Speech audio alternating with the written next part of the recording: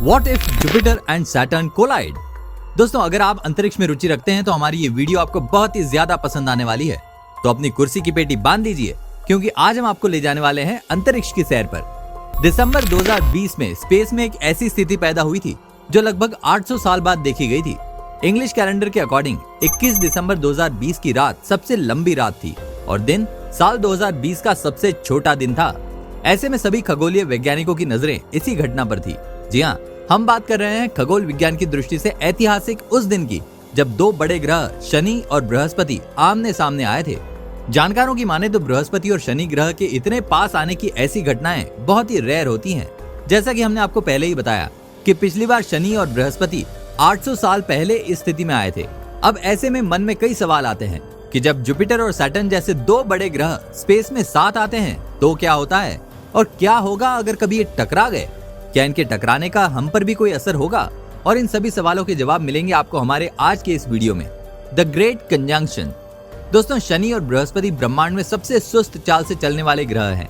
बृहस्पति को ब्रह्मांड का चक्कर पूरा करने में करीब 12 वर्षों का समय लगता है। वहीं सूर्य की परिक्रमा को पूरा करने में शनि को लगभग 29.5 साल लगते हैं। दोनों ग्रहों की धीमी गति के कारण ही इनकी नजदीकियों को एक असामान्य घटना के रूप में देखा जाता है, और यही दुर्लभ घटना 800 साल बाद हुई। 20 दिसंबर 2020 को हुई इस घटना को साइंटिस्ट ने द ग्रेट कंजंक्शन नाम दिया था।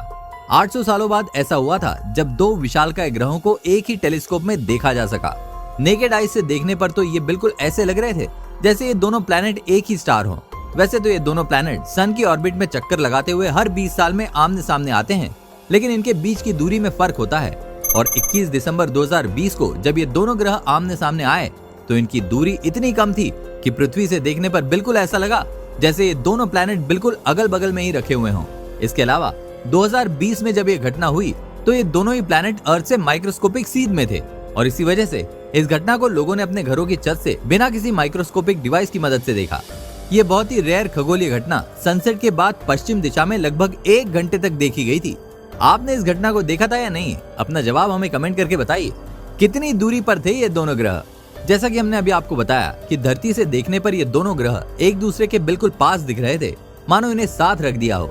लेकिन ये तो आप भी जानते हैं, पृथ्वी से जो विजुअल हमें दिखता है उसमें और स्पेस में हो रही उस रियल घटना में काफी फर्क होता है। ये फर्क होता है दूरी और एंगल का। जैसे छोटा सा एग्जाम्पल ले लीजिए। तारे हमें इतने छोटे साइज के दिखाई देते हैं जैसे कि वो बिल्कुल पॉइंट साइज के हों, लेकिन रियल में वो अर्थ से साइज में बहुत बड़े होते हैं। इवन कुछ स्टार्स तो साइज में सूर्य से भी बड़े होते हैं। ऐसा ही कुछ फर्क इस खगोलीय घटना में भी था। पृथ्वी से देखने पर भले ही ऐसा लग रहा था कि ये दोनों ग्रह एक दूसरे को छू रहे थे, पर ऐसा नहीं था। साइंटिस्ट के अकॉर्डिंग 21 दिसंबर 2020 को इन दोनों ग्रहों के बीच की दूरी 0.1 डिग्री की थी। आप इसे कुछ इस तरह समझ सकते हैं कि इस दिन बृहस्पति और शनि के बीच की दूरी मात्र 73.5 करोड़ किलोमीटर ही बचेगी। आपको लग रहा होगा कि 73 करोड़ जितनी लंबी दूरी को हम सिर्फ क्यों कह रहे हैं। बेशक ये दूरी बहुत ज्यादा है, लेकिन अगर आपको अपनी कार ड्राइव करके इतनी दूर जाना हो, अरबों खरबों किलोमीटर की दूरी पर स्थित ये प्लैनेट्स अगर 100 करोड़ से भी कम दूरी पर हों तो उसे बहुत कम ही माना जाएगा ना। इसके अलावा इन प्लैनेट्स का डायमीटर भी काफी ज्यादा होता है, और हर प्लैनेट की अपनी एक ग्रेविटेशनल फील्ड भी होती है, जैसे कि अर्थ की है, जिसकी वजह से मून अर्थ की ऑर्बिट में चक्कर लगा रहा है। इसी तरह बाकी सभी प्लैनेट्स की ग्रेविटेशनल फील्ड होती है, और अगर कोई भी चीज इन प्लैनेट्स की फील्ड के अंदर गई तो वो फोर्स महसूस करेगी। यहाँ तक कि अगर दो प्लैनेट्स भी एक दूसरे के ज्यादा करीब आए तो दोनों प्लैनेट्स एक दूसरे की ग्रेविटेशनल फील्ड की वजह से फोर्स महसूस करेंगे। क्या होता अगर ये दोनों प्लैनेट आपस में टकरा जाएं? अब तक आप ये तो समझ ही गए होंगे कि अगर कोई भी दो प्लैनेट्स एक दूसरे के बेहद नजदीक आते हैं तो उन दोनों की ग्रेविटेशनल फील्ड एक दूसरे को अफेक्ट करेगी। अब इसके लिए आपको ग्रेविटेशनल फील्ड को भी समझना होगा।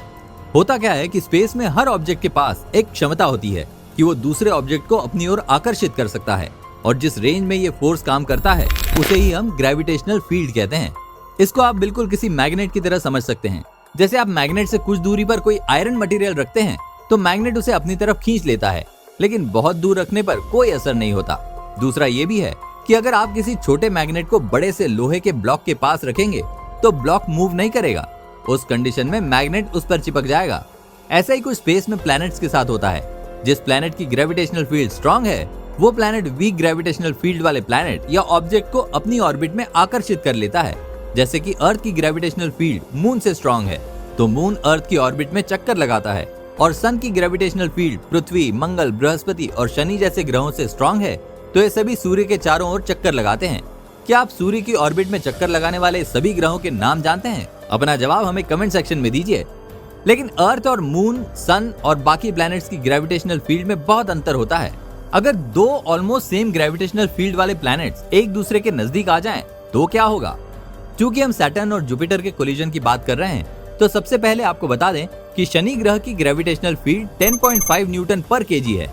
वहीं इसका वेट अर्थ के वेट की तुलना में लगभग 9 गुना है। वहीं अगर जुपिटर की ग्रेविटेशनल फील्ड की बात करें तो ये होती है 24.7 न्यूटन पर केजी। आपको इन दोनों ग्रहों की ग्रेविटेशनल फील्ड्स को देखकर तो यही लग रहा होगा कि जुपिटर के सामने शनि का क्या ही मुकाबला, और इनके साइज में भी बृहस्पति ही बाजी मारता है। आखिर ये शनि के साइज का 3 गुना जो है, और इसका वॉल्यूम भी शनि से लगभग 2 गुना है। फिजिक्स के नियम के अनुसार अगर दो बॉडीज किसी स्पीड से एक दूसरे की तरफ आ रही हैं, तो उनके कोलिजन में होने वाले इम्पैक्ट पर उनकी स्पीड का भी प्रभाव होगा। तो फिर इस सिचुएशन में भी हमें दोनों प्लैनेट्स की स्पीड देखनी होगी। बृहस्पति ग्रह शनि ग्रह की तुलना में तेज स्पीड से मोशन करता है। बृहस्पति की स्पीड 13 किलोमीटर प्रति सेकंड होती है, वहीं शनि 10 किलोमीटर प्रति सेकंड की स्पीड से ही रोटेट करता है। तो क्या इस टक्कर में बृहस्पति ग्रह का पलड़ा भारी है? लेकिन सिर्फ इतना ही नहीं है।